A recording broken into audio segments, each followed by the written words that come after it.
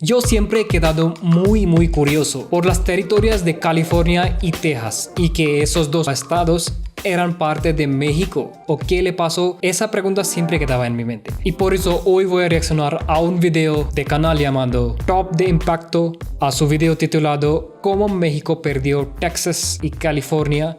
Estados Unidos se pasó de vivo y el gobierno mexicano de inútil. Pues título es muy fuerte, vamos a ver.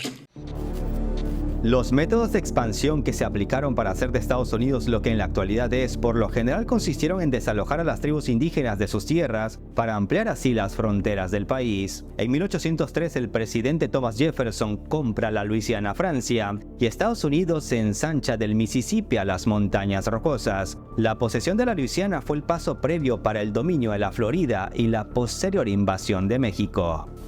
Los mexicanos y los estadounidenses ven de forma muy diferente la guerra entre México y Estados Unidos, y esto muestra cómo se ha usado el tema por parte de los líderes y los medios de comunicación, de acuerdo a los propósitos políticos nacionales, creando en muchos casos mitos históricos para motivar a sus ciudadanos con pasado glorioso y sentimiento de patria. La batalla del Álamo en la Revolución de Texas o las historias sobre los niños héroes son un ejemplo de ello. En la historia de ambas naciones... Espera, estás hablando muchas cosas. Historia de niños héroes. Bueno, tampoco sé qué es eso, pero pues vamos a seguir. Y yo creo que su bigote es falso, ¿verdad? Historias sobre los niños héroes son un ejemplo de ello. En la historia de ambas naciones, Texas, tierra rica en gas y petróleo, es la piedra angular, y su pérdida marcará el inicio del resentimiento del pueblo mexicano contra los estadounidenses. El virreinato de Nueva España fue durante el siglo XVIII el más próspero y rico, el más importante del Nuevo Mundo, pero la larga y sangrienta lucha hizo que al consumarse la independencia, de la antigua riqueza y prosperidad de la Nueva España solo quedara la fama. De forma que cuando se inició el Imperio Mexicano la realidad era triste, estaba descapitalizado, dividido y destrozado, mientras que la organizada y eficiente recaudación fiscal conformada a lo largo de 3 siglos por España ya no existía. Soy Gabriel Bulgar. 3 siglos. Como una política aperturista y progresista para la época, se volvió en contra de los mexicanos, quienes defendían la abolición de la esclavitud, defendían el uso del español y defendían el progreso. Les explicaré cuáles fueron las causas que motivaron la humillante derrota y cómo la desunión mexicana incluso puso en peligro la existencia del propio país. Antes de la independencia mexicana, el reino español había intentado colonizar la provincia de Texas con inmigrantes de las Islas Canarias y gente proveniente de la Florida, y había alentado la llegada de colonos anglosajones que hablaban poco español. Después de una lucha de 11 años, México obtuvo su independencia de España en 1821, De verdad, México tiene independencia de tantos años. Yo no sabía eso. Son más de 200 años. Y no sé cuántas personas saben, pero India tiene solo 77 años que tuvo independencia de los británicos. México obtuvo su independencia de España en 1821, incluida su provincia norteña de Texas. Uno de los héroes militares nacionales de México en este conflicto revolucionario fue el general Antonio López de Santa Anna, que seguiría siendo una figura mexicana clave, aunque divisiva, durante las próximas décadas. Después de la Guerra de Independencia, el nuevo Estado-Nación de México era extremadamente débil. Había una gran división política y diferentes visiones del futuro de México. Algunos de sus políticos tenían un enfoque centralista y otros uno federal. El general Santa Anna surgió inicialmente como una figura federalista, pero al igual que muchos hombres de su tiempo, cambiaría su ideología política. Durante la misma época, la familia Moses Austin, que tenía pasaporte español, recibió permiso para mudarse al desierto de Texas, que era en gran parte un territorio inestable. Con la ley de colonización nacional, el gobierno mexicano abrió la nación a la inmigración para usarla como estrategia defensiva contra los nativos americanos. De verdad, así como se llaman buffer zone en inglés. Migración para usarla como estrategia defensiva contra los nativos americanos y a su vez como una forma de ayuda a construir el país. Después de la muerte de Moses, su hijo Stephen Fuller Austin comenzó a invitar a decenas de colonos a Texas, algo que continuó durante la década de 1820. Los colonos aceptaron formalmente lo requerido por la ley de llevar a cabo sus transacciones oficiales en español, seguir las leyes mexicanas y practicar el catolicismo. El México independiente prohibió la esclavitud en un intento de desalentar la migración anglosajona. Entonces México hizo una buena decisión de prohibir la esclavitud. Decir que esta ya venía disminuyendo en el territorio mexicano, debido, entre otras cosas, al impulso que había cobrado la economía capitalista en el mundo a finales del siglo XVIII. Y este sistema hizo ver que la mano de obra esclava resultaba más cara que la asalariada, aunque muchos se oponían a perder a sus esclavos. Pese a las estrictas leyes mexicanas que no agradaban a muchos, la inmigración de colonos provenientes del norte continuó creciendo. En 1828, el presidente Andrew Jackson, sí, el mismo que aparece en los billetes de $20, ofreció comprar Texas, pero México rechazó su oferta. Mientras tanto, los migrantes de Austin demostraron que eran un grupo trabajador, y la mayoría tenía algo de educación y establecieron escuelas para formar a sus jóvenes. Y seguro ustedes se preguntarán, ¿y por qué no fueron a vivir allí más mexicanos si era una buena tierra? La brecha existente entre la élite y los pobres hizo que esto no fuera frecuente. La élite de México no tenía ningún deseo de mudarse a la lejana Texas y dedicarse a la agricultura, y los pobres de México en general no veían la oportunidad y no se creían capaces de triunfar como agricultores en Texas. En cambio, para los colonos estadounidenses, este era un sueño: buena tierra y mucho más barato que los terrenos que nadie quería en suelo estadounidense.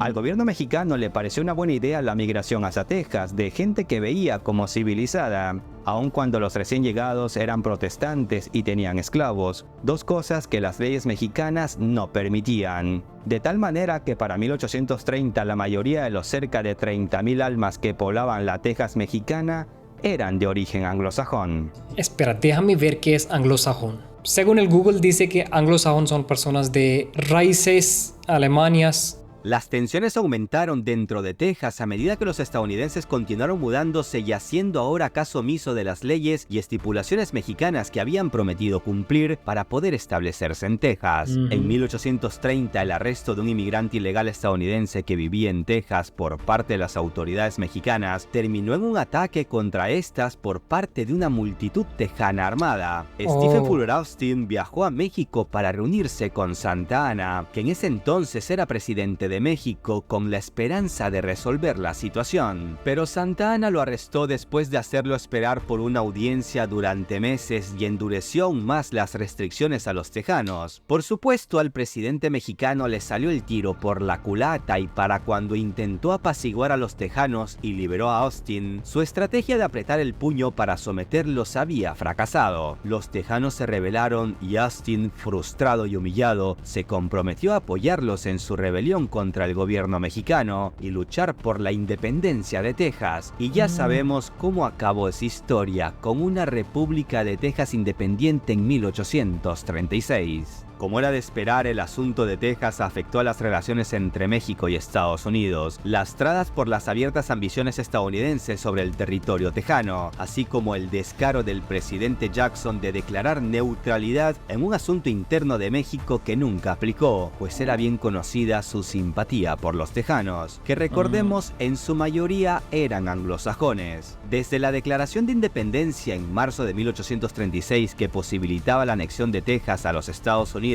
se había desatado una lucha entre abolicionistas y esclavistas, y esto hizo que pasara casi un año hasta que el 7 de marzo de 1837 Andrew Jackson dio el reconocimiento a la República de Texas. El reconocimiento británico llegó en febrero de 1841 y causó una enorme amargura en México, que por supuesto no reconocía a Texas como república y quería recuperarla. Pasaron varios años hasta que llegó a la presidencia estadounidense el expansionista John Tyler, quien, carente de todo apoyo de su partido, recurrió a una retórica beligerante para lograr popularidad, abogando por la anexión de Texas. Santa Anna, que por aquellos años había vuelto a ocupar el cargo de presidente en México, también recurrió a una retórica agresiva. Esto alteró la relativa calma en las relaciones entre México y Estados Unidos durante 3 años. Las relaciones empezaron a deteriorarse de manera progresiva y entre entre la población se despertó un ambiente bélico, mientras los agravios y pretextos de enfrentamiento se multiplicaban.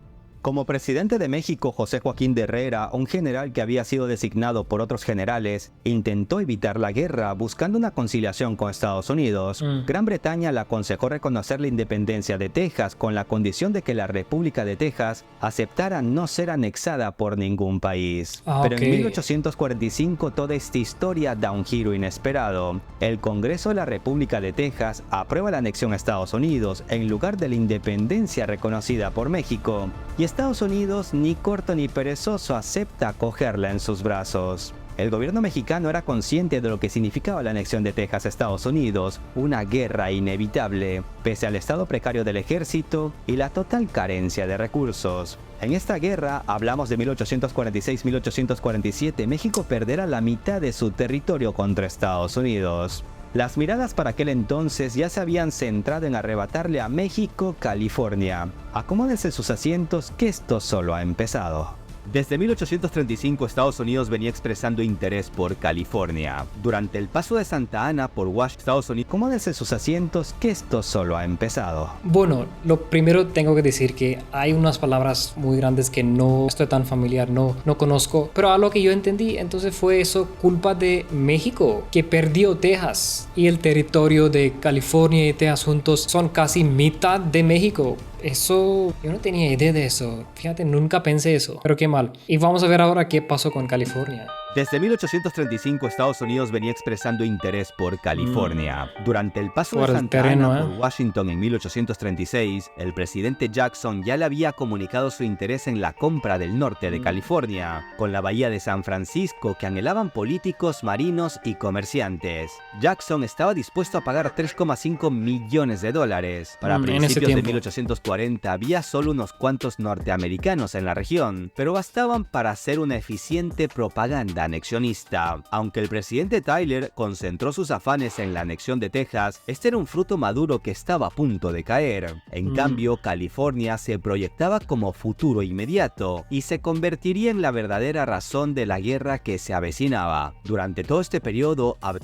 Spanish Louisiana. Eso era parte de los españoles, ¿eh? Y eso es Nueva California. Pero eso todavía era parte de México. Y estoy viendo San Diego y Monterrey, todavía eran partes de México. Y Nuevo México está en centro. Pero ahora Nuevo México también es parte de Estados Unidos, ¿verdad? Y pues Texas ya vimos que perdió Texas. Bueno, eso es un territorio enorme, enorme. Hablamos de los años 1830-1840. México seguía sufriendo disturbios e inestabilidad política. Y hay que decir que la debilidad nacional y el regionalismo heredado facilitaron la ocupación norteamericana de California. Territorio que en algún momento de todo este lío, México pensó en ceder a Francia y Gran Bretaña en pago por las deudas contraídas. En 1844 México tenía 7 millones de habitantes, la economía estaba paralizada, no tenía un ejército profesional y el armamento era bastante obsoleto. Los Estados Unidos tenían ya 20 millones de habitantes, una economía dinámica, un ejército profesional y armas modernas. Cuando Texas empieza a formar parte de Estados Unidos, había una cuestión importante que no estaba muy clara: la frontera. Para los tejanos, su frontera internacional era el Río Grande, pero para los mexicanos su frontera internacional era más al norte. ¿Cómo se podía resolver esta situación? Pues claro, con una guerra. Así que el presidente James Polk fue al Congreso de los Estados Unidos el 11 de mayo de 1846 y pidió autorización de guerra para defender las fronteras del nuevo estado. Estados Unidos le declara la guerra a México 2 días después y durante los 2 siguientes años el territorio mexicano sería el principal campo de batalla.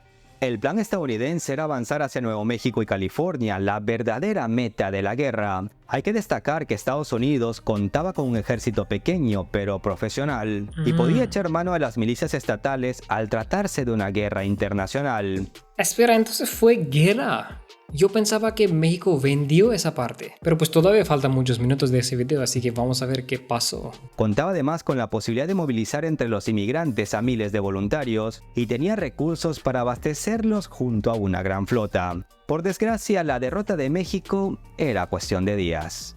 El presidente Polk deseaba solo una pequeña guerra, suficiente para requerir un tratado de paz, porque sabía que México era un país muy endeudado y sin capital, por lo que al final tendría que ceder territorios. Conocía la enorme influencia del general Santa Anna y envió un agente especial a negociar con él. Santa Anna venía preparando su vuelta al poder para defender los principios republicanos, pero enfrentaba el problema de cruzar el bloqueo estadounidense, por lo que es posible que simulara aceptar la solicitud de abreviar la guerra y facilitar las negociaciones de paz. Pero el supuesto arreglo con el agente norteamericano trascendió a la prensa mexicana y despertó la desconfianza del Congreso y del pueblo en la posible traición del general en jefe del ejército. Esto debilitaría al frente mexicano y representaría una nueva fuente de la desmoralización mexicana. Las primeras derrotas mexicanas tuvieron lugar en mayo de 1846 y desacreditaron a la administración Paredes y al ejército mexicano.